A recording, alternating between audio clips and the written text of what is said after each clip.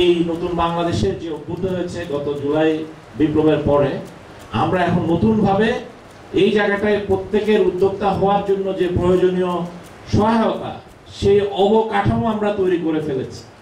সেটার এখন আমরা পাইলটিং শুরু করব ইনশাল্লাহ খুব শীঘ্রই। এটার নীতিমালা প্রণয়নের কাজ সম্পন্ন হয়েছে। এখন আমরা পাইলটিং করে সেই পাইলটিং এর আমি বলেছি একটা প্রথম পাইলটিং এর একটা হবে বিরামপুর উপজেলায়। বিরামপুর উপজেলায় আমরা সেই পাইলটিং শুরু করব। সেইটা আমরা এই একটা বিশেষ প্রজেক্ট আমরা আনসার বিডিপির পক্ষ থেকে ইনশাল্লাহ পরিকল্পনা করছি। সেটা হচ্ছে সঞ্জীবন প্রজেক্ট।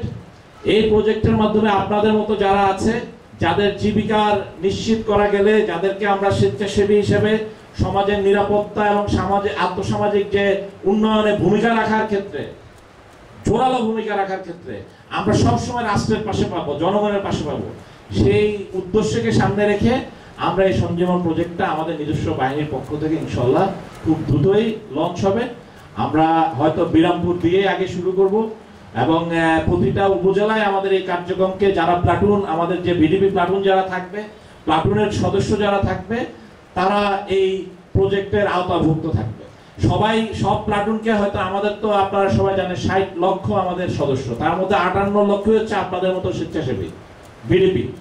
সো সেই ভিডিপি মেম্বার এবং যারা আমাদের উপজেলা, আবার আমাদের উপজেলা আনসার আছে ভলেন্টিয়ার, আপনারা জানেন, আপনারা হচ্ছেন গ্রাম প্রতিরক্ষায়, ওরা থাকে উপজেলার প্রতিরক্ষায়। উপজেলা প্রতিরক্ষার জন্য আনসার বাহিনী আছে, ওরাও স্বেচ্ছাসেবক, ওদের জন্য আলাদা আমাদের ইয়া থাকবে, আলাদা একই এই সঞ্জীবন প্রজেক্ট থাকবে। সো আমরা উপজেলা ভিত্তিক এই প্লাটুনগুলোকে, আপনাদের যে ভিডিপি প্লাটুন যেগুলো থাকবে সেগুলোকে ধাপে ধাপে, আগে পাইলট প্রজেক্টটা আমরা সম্পন্ন করার পরে ধাপে ধাপে সবাইকেই আমরা এটার অন্তর্ভুক্ত করা হবে। এটার ব্যাপারে বিস্তারিত আপনারা জানতে পারবেন।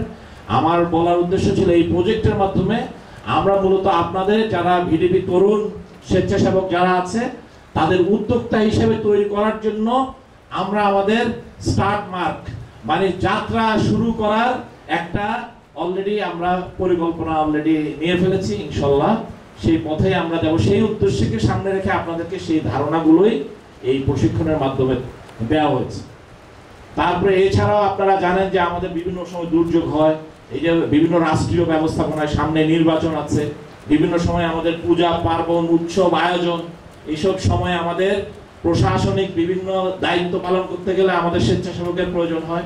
তখন আনসার বিডিপির আপনারা যারা স্বেচ্ছাসেবক থাকবেন, আপনারা আপনাদের জাতি গোষ্ঠীর মধ্যে যে নিজস্ব প্রতিনিধিত্ব করবেন আনসার বিডিপির পতাকা নিয়ে। আপনারা আজকে থেকে আমাদের আনসার বিডিপির যে লোগো আপনাদের জ্যাকেটের সাথে আছে, সেই লোগোর আপনারা হচ্ছে আজকে থেকে প্রতিনিধি এবং আপনারা হচ্ছেন অ্যাম্বাসেডর, এটাকে বলে।